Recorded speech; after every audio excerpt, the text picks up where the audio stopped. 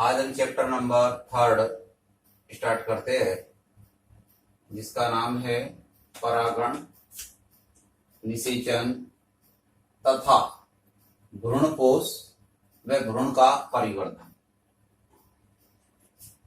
ये जो चैप्टर है ये यूनिट फर्स्ट का तीसरा चैप्टर है, जिसमें हमें मुख्य रूप से इस पाठ में एक तो परागण के बारे में पढ़ना है, फर्टिलाइजेशन के बारे में पढ़ना है और भ्रूणपोष व भ्रूण के परिवर्धन के बारे में पढ़ना है। यानी 4 पॉइंटों में इस पाठ का हमको डिटेल से इसका हम अध्ययन करेंगे। तो सबसे पहले हम पहला पॉइंट स्टार्ट करते हैं, जिसका नाम है परागण। पहला पॉइंट है हमारा परागण। ये पॉलिनेशन यानी परागण क्या है। हमने चैप्टर नंबर फर्स्ट के अंदर आवर्तकीय पाथों में लैंगिक जनन के बारे में अध्ययन किया था। वहां पर हमने पुष्प की स्ट्रक्चर देखी थी। तो जब पुष्प की स्ट्रक्चर हमने देखी थी तो ये समझना है हमको कि ये जो पुष्प का भाग है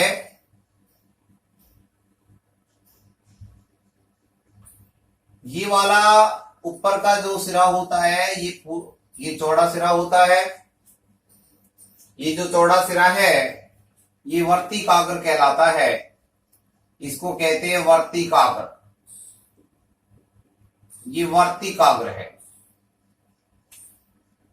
और यहां पर ये होते हैं पुष्प के नर जनन अंग भाग, जिसमें इसको कहते हैं परागकोश। ये परागकोश है, ये पुतंतु है, ये योजी है, इसको योजी कहते हैं। तो हमने देखा ये जो भाग है ये पुष्प का नर जनन अंग भाग है और ये वाला भाग वर्तिकाग्र है, ये वाला भाग वर्तिका है। ये वर्तिका है और ये जो फूला हुआ भाग है ये वाला, इसको अंडाशय कहते हैं। ये अंडाशय है। अंडाशय में यहां पर इसे कहते हैं बीजांड। ये बीजांड है। ये क्या है? ये बीजांड है। और हमने फिर दल देखा था और बाह्य दल भी देखा। लेकिन हमको आज पढ़ना है, केवल परागण पढ़ना है। तो केवल हमको केवल नर जनन अंग भाग और ये यहां से लेकर का यहां से और यहां तक का जो भाग है ये वाला, इसको हम कहते हैं मादा जनन अंग भाग। इसी का नाम है मादा जनन अंग, अर्थात मादा जननांग। ये वाला जिसको जायांग कहते हैं, अर्थात इसे स्त्री केशर भी कहते हैं, स्त्री केशर। तो हमको केवल इन्हीं से आज मतलब है कि ये नरजननांग है, नरजननांग ये वाला, इसको कहते हैं परागकोश। तो परागकोश में क्या होते हैं? परागकण होते हैं।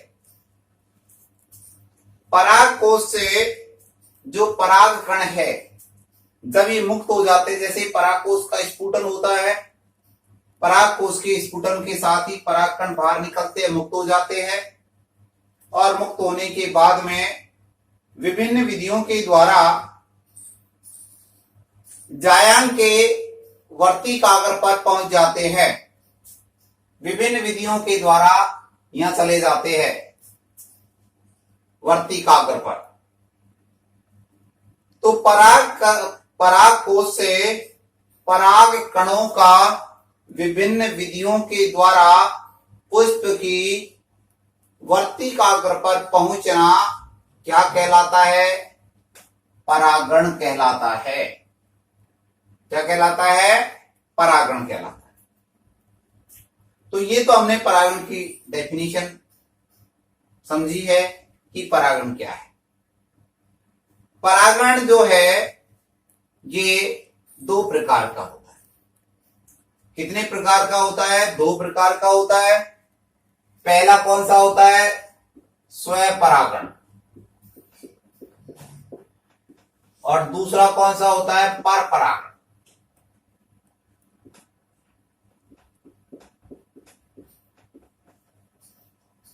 परपरागण दो प्रकार का होता है। एक होता है स्वपरागण और दूसरा होता है परपरागण।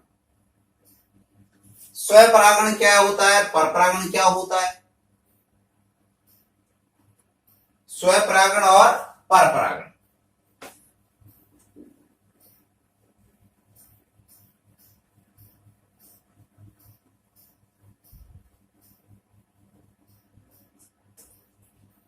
जैसे हमारे पास कोई पुष्पी पादप है, यहां से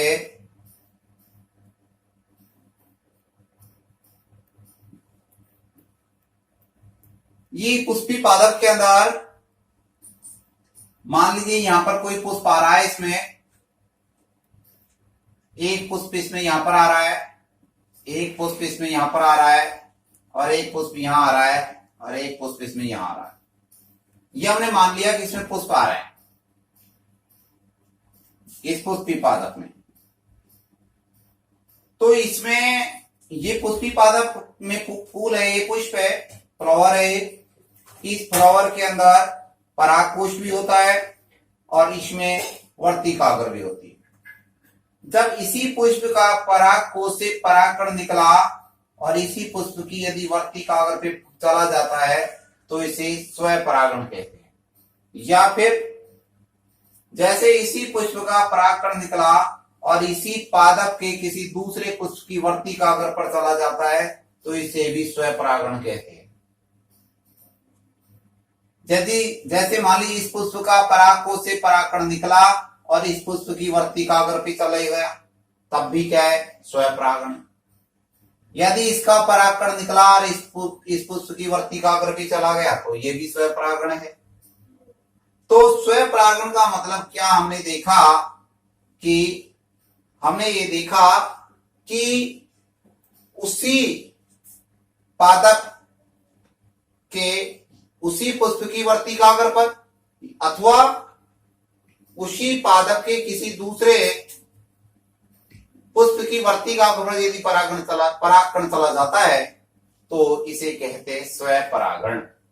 इसे क्या कहते हैं? इसे कहते हैं स्वपरागण। दूसरा आता है परपरागण। परपरागण क्या होता है? परपरागण का मतलब है जैसे हमारे पास एक तो ये है, एक तो हमारे पास जैसे ये है, और दूसरा हम लेते हैं एक पादप हमारे पास ये है और दूसरा पादप हमारे पास ये है। ये दूसरा पादप है, इसमें एक फूल पुष्प यहां आ रहा है, एक यहां आ रहा है, इसमें एक यहां आ रहा है और एक इसमें यहां आ रहा है। तो यदि इस पुष्प का ये पादप अलग है, ये पादप अलग है, दोनों पादप अलग अलग है। यदि इस पुष्प का परागकोश से परागकण निकला और इस पुष्प की वर्ती कागर में चला गया, या इस पुष्प के परागकोश से परागकण निकला और इस पुष्प की वर्ती कागर पर आ गया, तो पादप क्या है? दूसरा है, पराया है। तो इसका मतलब हुआ कि परपरागण क्या हुआ? जब एक पादप के परागकोश से परागकण निकल करके उसी जाति के या दूसरी जाति में जा सकता है। तो परागकोश से परागकण निकला और दूसरे पादप के पुष्प की वर्तिका अगर पर यदि चला जाता है तो इसे कहते हैं पर परागण। दूसरे पुष्प की वर्तिका अगर पर जा रहा है, दूसरे पादप के पुष्प की वर्तिका अगर पर जा रहा है तो इसका नाम है पर परागण। तो ये दो प्रकार के हमने परागण देखे, एक का नाम था स्वपरागण और दूसरे का नाम है पर परागण। तो दोनों की डेफिनेशन हम लिखेंगे कि स्वपरागण क्या होता है और पर परागण क्या होता है। तो सबसे पहले तो हमें परागण के बारे में लिखना है कि परागण होता क्या है। परागण इसकी परिभाषा देनी है हमको कि परागण क्या है। परागण का मतलब परिभाषा लेंगे कि पराग कणों का परागकोश से पराग कणों का परागकोश से किससे? परागकोश से, परागकोश से मुक्त होकर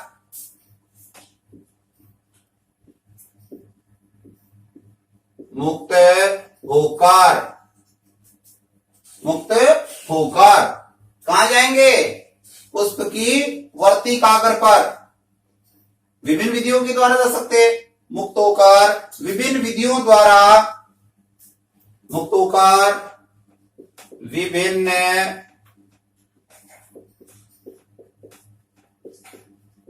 विधियों द्वारा, विभिन्न विधियों द्वारा, विभिन्न विधियों के द्वारा कहां जाएंगे? पुष्प के वर्तिकाग्र पर जाएंगे। विभिन्न विधियों द्वारा पुष्प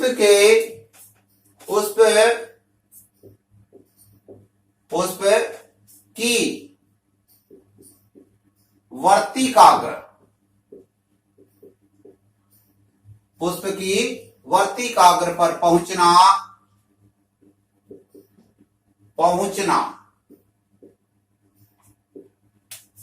परागण कहलाता है। परागण कहलाता है,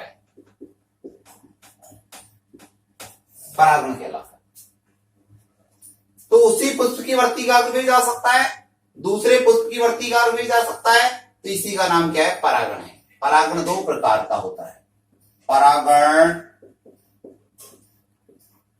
दो प्रकार का होता है। कितने प्रकार का होता है? दो प्रकार का। पहला है स्वपरागण और दूसरा है परपरागण। पहला कौन सा है? स्वपरागण है और दूसरा कौन सा है? परपरागण है। सबसे पहले लेते हैं हम स्वपरागण कि जब एक पुष्प के परागकणों का स्थानांतरण, स्वपरागण परिभाषा लिखते हैं। स्वपरागण नंबर 1 ये ले रहे कि स्व का मतलब उसी पुष्प की वर्तिकाग्र पे जाना है या उसी पादप के पुष्प की वर्तिकाग्र पर जाना है। कि जब एक पुष्प के परागकणों का स्थानांतरण, जब एक पुष्प के पराग कणों का स्थानांतरण, जब एक पुष्प के पराग कणों का स्थानांतरण उसी पुष्प या उसी पौधे के, उसी पुष्प या उसी पुष्प या उसी पुष्प या उसी पौधे के किसी दूसरे पुष्प, उसी पौधे के किसी दूसरे पुष्प, उसी पौधे के किसी दूसरे पुष्प की वर्तिकाग्र पर, दूसरे पुष्प की वर्तिकाग्र पर पहुंचना, पहुंचना स्वपरागण कहलाता है।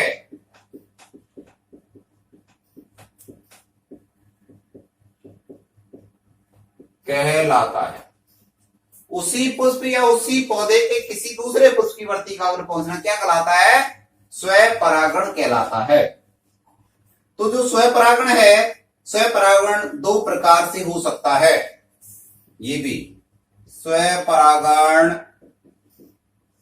भी दो प्रकार से हो सकता है। कितने प्रकार से हो सकता है? दो प्रकार से हो सकता है। दो प्रकार कौन कौन से है? एक स्वयुग्मन है और दूसरा है सहजात पुष्पी परागण। तो पहला है स्वयुग्मन, नंबर 1 लिखेंगे स्वयुग्मन,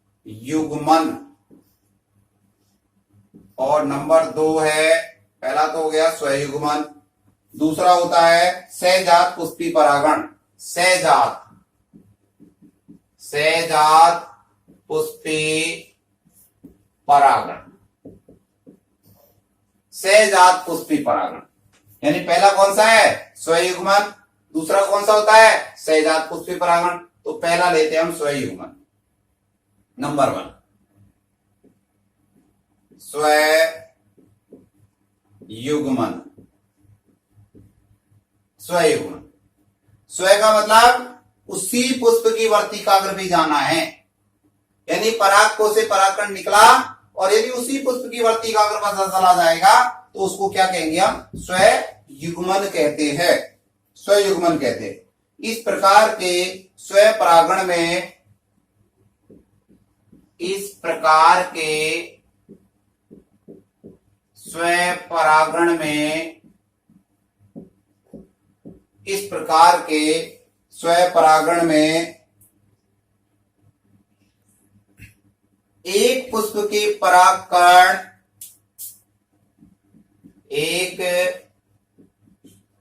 पुष्प के परागकण, एक पुष्प के परागकण, यानी उसी पे जाएंगे, एक पुष्प के परागकण उसी पुष्प की वर्तिकाग्र पर पहुंचते हैं,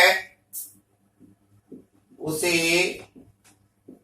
पुष्प की वर्तिकाग्र, उसी पुष्प की वर्तिकाग्र पर पहुंचते हैं, पहुंचते हैं, तो उसे क्या कहेंगे? स्वपरागण कहते हैं। पहुंचते हैं, अर्थात हम ये कह सकते हैं कि यह जो परागण है एक ही पुष्प में होता है, अर्थात यह परागण एक ही पुष्प में होता है, अर्थात यह परागण एक ही पुष्प में होता है, एक ही पुष्प में होता है। ये जो परागण है केवल किसमें होता है? केवल एक ही पुष्प में होता है। तो इस प्रकार का जो परागण होता है उसको क्या बोलते हैं? स्वयुग्मन कहते हैं। उदाहरण क्या बताएंगे? मटर, एग्जाम्पल लेंगे मटर। तो मटर में स्वपरागण होता है, लेकिन आवश्यकता पड़ने पर हम परपरागण भी उसमें करा सकते हैं। वैसे तो स्वपरागण में ये ध्यान रखेंगे, इस प्रकार के स्वपरागण में एक पुष्प के परागकण उसी पुष्प की वर्तिकाग्र पर पहुंचते हैं, अर्थात यह परागण एक ही पुष्प में होता है। तो इस प्रकार के परागण को क्या कहेंगे? स्वपरागण कहेंगे। इसका उदाहरण क्या लेंगे? मटर।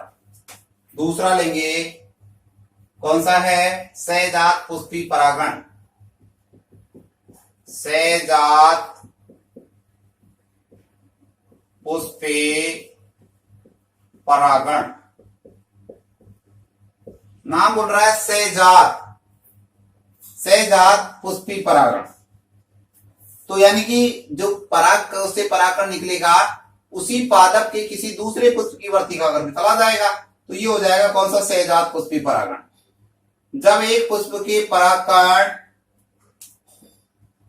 जब एक पुष्प के परागकण जब एक पुष्प के परागकण उसी पौधे के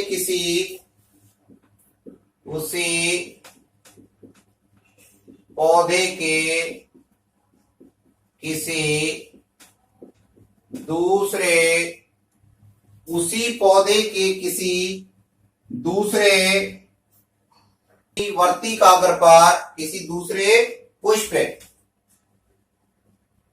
दूसरे पुष्प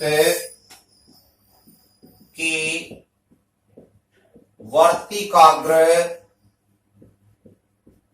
वर्तिकाग्र किसी दूसरे पुष्प की वर्तिकाग्र पर पहुंचते हैं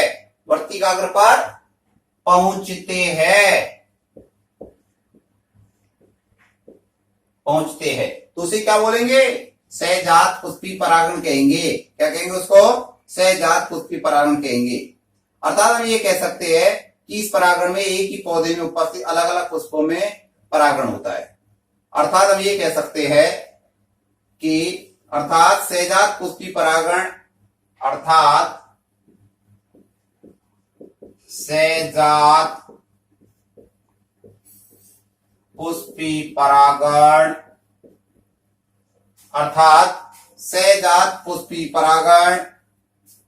एक ही पौधे में उपस्थित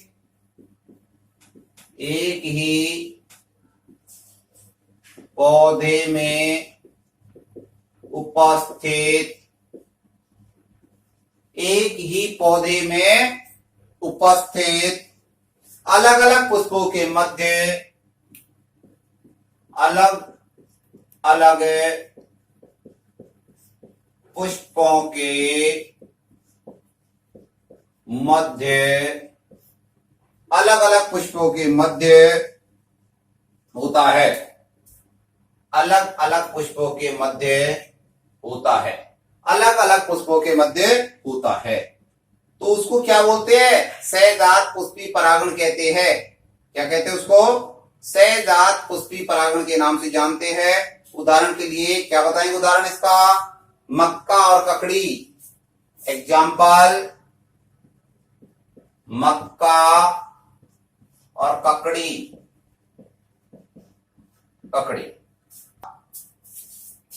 कि भाई स्व परागण दो प्रकार का हो गया। एक होगा स्वयुग्मन और दूसरा होगा सहजात पुष्पी परागण। स्वयुग्मन में क्या देखा कि इस प्रकार का जो स्व परागण है उसमें एक ही पुष्प के परागकण उसी पुष्प की वर्तिकाग्र पर जा रहे हैं और इसमें ये तो हुआ स्वयुग्मन। सहजात में क्या हुआ? जब पुष्प के परागकण उसी पौधे के किसी दूसरे पुष्प की वर्तिकाग्र पे यदि जा रहे हैं तो उसको सहजात पुष्पी परागण कहते हैं। तो स्वयुग्मन का उदाहरण तो क्या लेंगे? मटर। और सहजात पुष्पी परागण उदाहरण क्या लेंगे? मक्का और ककड़ी। तो इस प्रकार से हमने ये स्व परागण दो प्रकार के पढ़े हैं। दो प्रकार के हो गए स्व परागण। अब हम अगले उसमें देखते हैं कि भाई स्व परागण के लिए कौन कौन से अनुकूलन होते हैं।